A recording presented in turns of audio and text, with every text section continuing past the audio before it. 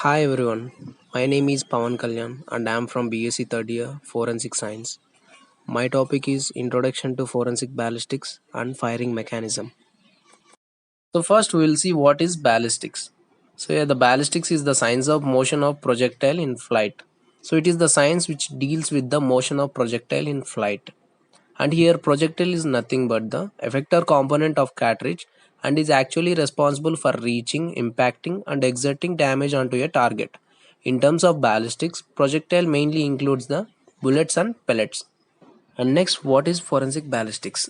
It is the branch of forensic science which deals with the examination of evidence relating to the firearms at a crime scene, including the effects and behavior of projectile and explosive devices. So, whatever the evidence is collected from the crime scene related to the firearms can be examined by the forensic ballistic experts. And next, we will discuss about Calvin Hooker Goddard, who is famously known as father of forensic ballistics. Calvin was a forensic scientist, army officer, academic, researcher, and pioneer in forensic ballistics. He was the one who developed the science of identifying fired bullets and empty cartridge cases, known as the forensic ballistics. He was the one who used the comparison microscope for the examination of bullet. And he also proved that no two revolvers are made exactly alike, that every weapon makes characteristic marks on a bullet and a cartridge shell. Here, the characteristic marks are nothing but the lands and grooves on a bullet, which makes them unique and helps in determination of the firearm used in the crime scene. And the ballistics is mainly divided into the three subdivisions. Those are internal ballistics, external ballistics, and terminal ballistics. We'll discuss one by one. Here, internal ballistics is the study of projectile within the firearm, and external ballistics is the study of projectile in air from the point it crosses the muzzle until it reaches the target surface. And terminal ballistics is the study of effects and behavior of projectile when it hits the target surface and transfer its energy. And these are the definitions of the internal, external, and terminal ballistics. Before understanding the firing mechanism, we need to understand the following important terms related to the firearms. The first one is action. It is the moving part that loads and fires the ammunition and ejects the shells or cartridges after the firing. It is considered as the heart of the firearm because it plays an important role in loading the ammunition and at the same time ejecting the used ammunition. And next one is the barrel. It is the metal tube that the bullet travels as a result of pressure from burning gunpowder, that is the propellant. It guides the projectile in the intended direction. So it helps in aiming the target. And muzzle, it is the end of the barrel through which the projectile exits. And next, magazine, it is the container on a repeating firearm that holds ammunition before it's loaded into the chamber. And trigger, small lever that is used to squeeze or pull to start the firing mechanism. So it initiates the firing mechanism. And the next one is the ammunition. It is the material fired, scattered, dropped, or detonated from any weapon. The basic components of ammunition are cartridge case. It holds the bullet and other chemical composition of the ammunition. And the next one is the primer. It is the sensitive part of the ammunition which initiates the firing mechanism. And next one is the propellant, the chemical composition of the ammunition which burns and creates high pressure on ignition. And the bullet, it is the part of the ammunition which actually causes damage to the target. Later, the rim, it is helpful during the extraction of the used cartridge. And next one is the firing mechanism. We will see the definition first. It can be defined as the mechanical system that transfers mechanical energy to generate heat that causes the chemical reaction that propels bullet or spherical projectile down the barrel. So here it is the system that transfers the mechanical energy. So here the mechanical energy is pulling the trigger, which actually initiates the whole firing mechanism. So we'll see the firing mechanism stepwise. Here are the steps in firing mechanism. When the trigger is pulled, the spring mechanism hammers a metal firing pin into the back end of cartridge. Then it ignites the small explosive charge in primer. It later ignites the propellant. The propellant burns and generates lot of gas quickly. due to which the high pressure of gas split the bullet from the end of the cartridge, forcing down the gun barrel at extremely high speed. Whenever the trigger is pulled, the spring mechanism hammers the primer. The primer ignites the propellant, which burns and causes the high pressure, due to which the bullets split from the cartridge and move towards the intended target with high velocity. So firing mechanism is different in different firearms. So based on the loading, it is divided into two: the manual and automatic.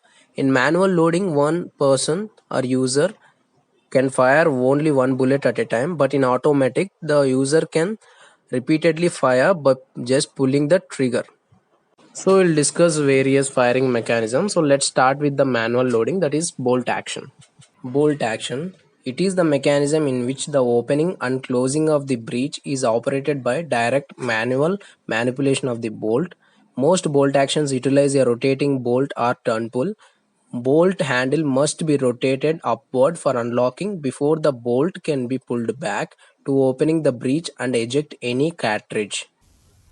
Here we can see how the rotating bolt is used to chamber the new cartridge and at the same time eject the used one. And the next one is the lever action. In this, the movable part, the lever is used to eject and chamber the cartridges. Here you can see the lever action clearly. And next one is the pump action, which is also called as the slide action. In this action, sliding grip at the fore end beneath the barrel is manually operated by the user to eject and chamber a new round. It is mostly seen in the shotguns. Here you can observe the sliding action or the pump action clearly.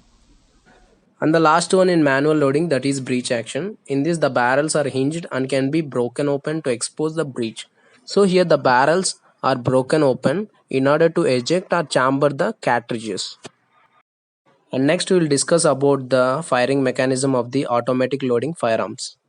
These are also called the self-loading or auto-loading firearms. It is a type of firearm which fires repeatedly through an automatic reloading by pressing the trigger. So here the user can repeatedly fire just by pulling the trigger. For auto loading and unloading, an additional pressure is required. This pressure is in the form of recoil, gas or blowback to discharge the empty cartridge, reload and cock the piece after each shot. Based on the pressure exerted by the automatic firearms, the mechanism can be explained as follows: blowback operation, blow forward operation, the recoil operation and the gas operation. Here the first one is the blowback operation. Semi-automatic and automatic firearms operate through the energy created by the combustion in the chamber and the bore acting directly on the bolt face through the cartridge. So here the pressure is created due to the combustion of the chamber. It simply follows the action and reaction principle. Whenever the gun is fired, the action of the bullet travel down the barrel is balanced by the equal and opposite force exerted by the sliding movement of the gun. And in this case, the pistol is showing the sliding movement, and it will be different for different firearms. And the next one is the blow forward operation. This operation uses a fixed breech and moving barrel that is forced forward relative to the breech by the friction of projectile against the bore as well as breech recoiling away from barrel.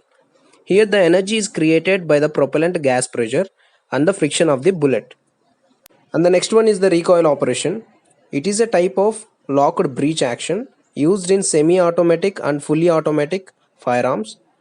Recoil is a basic property of every firearm. It's a product of Newton's third law of motion, which states that for every action there is an equal and opposite reaction. It can be explained as follows. When a bullet is expelled from the barrel by the pressure of hot powder gases, the barrel also receives the same impulse but in the opposite direction. This translates into a rearward movement of the gun, which is then felt by the shooter as recoil. And here we can see how the recoil operation looks like. And next we will see the last one, that is gas operation. A portion of high pressure gas from the cartridge being fired tapped through a hole in barrel and diverted to operate the action. And here you can see the mechanism of the gas operation, the movement of the piston. Basically this operation helps in the cycling of the action. And that's the end of the topic. Thank you.